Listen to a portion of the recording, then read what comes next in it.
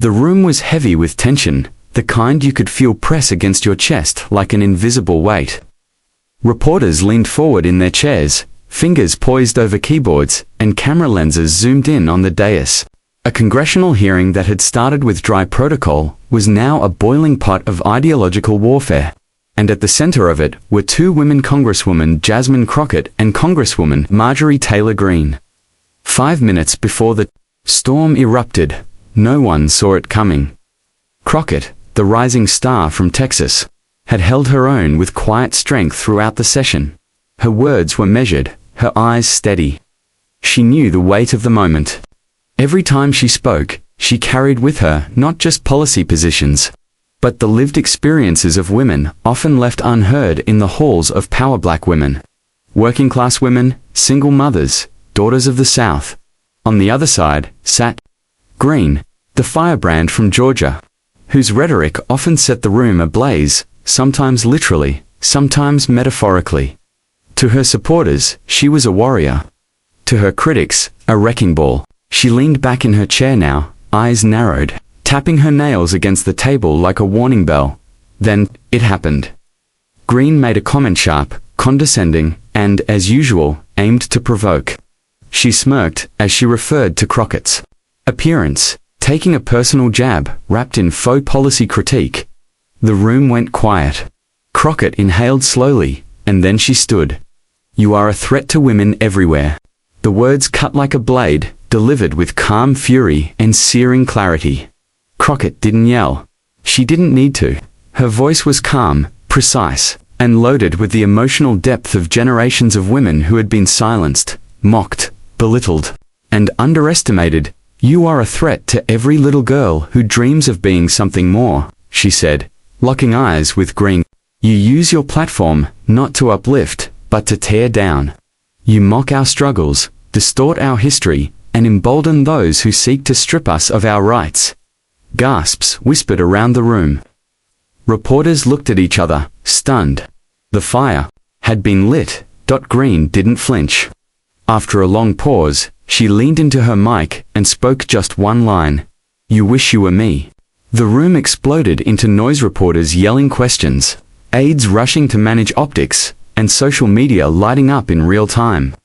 But for the two women at the center of it all, it was no longer just about the moment.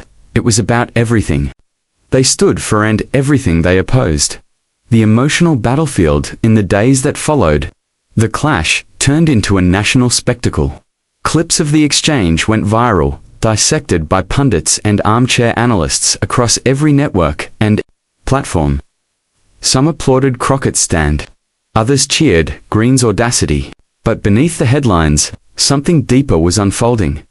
Jasmine Crockett sat in her office late one night, staring at the video playing over and over.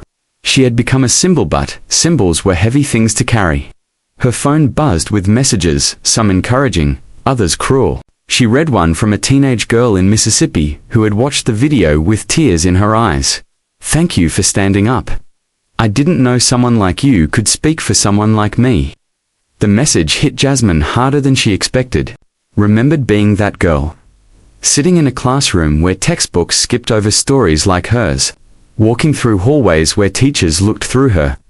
Watching politicians on TV who didn't know her name or her pain. And now she was here not just fighting for a seat, but for a voice. But it wasn't easy. The attacks came fast and merciless, some about her politics, some about her race, others about her gender. Every day was a battle. Yet she refused to break. Meanwhile, Greene was doing interviews, doubling down on her comment. "These so-called progressive women love to play victim," she said on a popular podcast. "But when you stand up to them, suddenly you're the villain." "Sorry, I'm not here to babysit your feelings." The line sparked a storm of reactions, but Greene thrived in storms. She knew how to command attention, how to rally her base with defiance. But even she couldn't ignore the new energy building behind her opponent. Two women, two Americas. The story of Crockett versus Greene was no longer just about a congressional hearing. It was about two visions of womanhood, two narratives of power. Two Americas in collision, Crockett's team began organizing town halls, not just to respond to Greene, but to amplify real stories of women losing access to healthcare, of single mothers navigating 3 jobs, of survivors of abuse being silenced. These weren't just policies, they were lives. And Jasmine made sure they were heard. Meanwhile, Greene was on the campaign trail, raising funds, doing interviews, holding rallies where her supporters wore shirts with slogans like "I Speak." For real women, she claimed the moral high ground, casting Crockett and women like her as radicals trying to rewrite society. But something was changing. The more Greene barked, the more people started listening to Crockett, not because she yelled louder, but because she spoke from a place of truth. Her words didn't just echo, they resonated.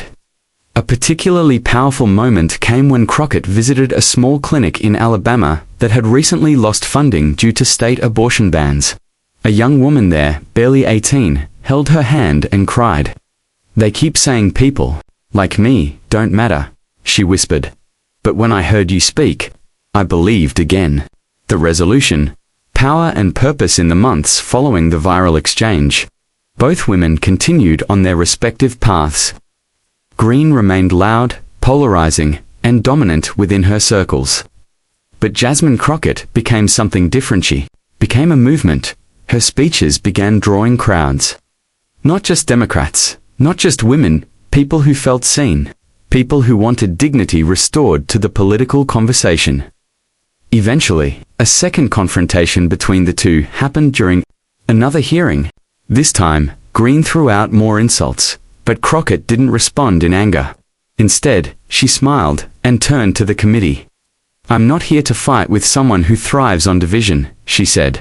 "I'm here to legislate for the women who don't have the privilege of yelling on national television.